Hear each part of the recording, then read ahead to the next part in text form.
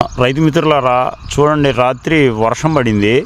చాలామంది ఫార్మర్స్ ఇవి living organisms కదండి, మీరు ఇచ్చే మాన్యూరు భూమిలో వేసిన తర్వాత అధిక వర్షాలు పడితే ఈ సారం కొట్టుకుపోయిద్ది, మైక్రోబ్స్ ఉంటాయా ఉండవా అని మన ఆఫీస్ నెంబర్స్కి కాల్ చేసి అడుగుతున్నారు.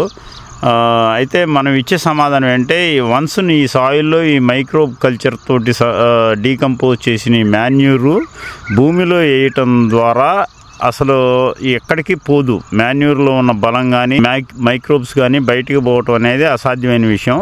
ఒకవేళ పోయినా కానీ నీ చేలో వేసిన సాంద్రత ప్రకారం మైక్రోబ్స్ డెవలప్మెంట్ అవుతాయి. దానికి చిన్న ఉదాహరణ మీకు ఇప్పుడు చెప్తాను.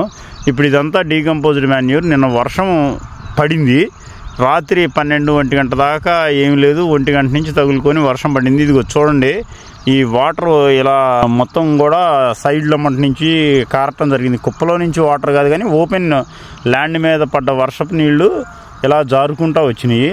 ఇప్పుడు మనం డీకంపోజింగ్ ప్రాసెస్ చేసేటప్పుడు ఇదంతా జేసీబీలు ఇవన్నీ ఈ ప్లేస్లు మొత్తం జేసీబీ అటు తిరగటం ఇటు తిరగటం ఇలా జరిగింది. మాన్యూర్ కూడా ఇదిగో ఇప్పుడు చూడండి, నల్ల మచ్చలన్నీ మాన్యూరే.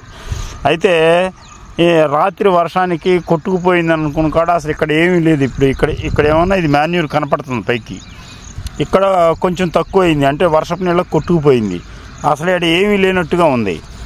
ఇక్కడ ఈ తొంగ మొక్క పక్కన చుట్టూ ఏమీ లేనట్టుగా ఒట్టిసుకే ఉంది.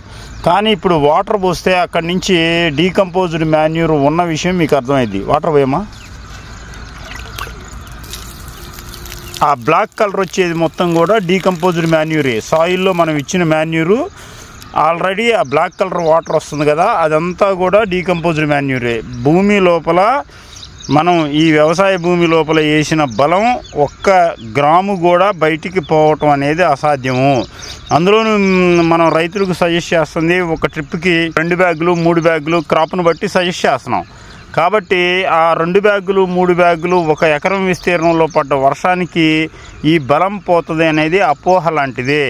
అలాంటి ఈ డీకంపోజ్డ్ మాన్యూర్ ద్వారా ఇచ్చిన బలం ఎక్కడికి పోదు, నీ చేను దాటి బయటికి పోయే అవకాశమే లేదు. కొన్ని రేర్ కండిషన్స్లో ఏదో 1,00,000 మందికి ఒకరికో ఇద్దరికో అలా జరిగే అవకాశం ఉంటుంది. కానీ 99.9% నువ్వు ఇచ్చిన బలం నీ చేలోనే ఉంటుంది. రైతు మిత్రులు ఇది గమనించాలి. ఇలాంటి అపోహలు ఏవి పెట్టుకోకుండా ఈ సేంద్రియ ఎరువు దాత్రి గోల్డ్ని వాడి మీ పంట పొలాలని సస్యశ్యామలం చేసుకొని మీ ఆర్థిక ప్రగతికి సుస్థిరం చేసుకోవాలని నేను కోరుకుంటున్నా. రైతు మిత్రులకి ధన్యవాదాలు.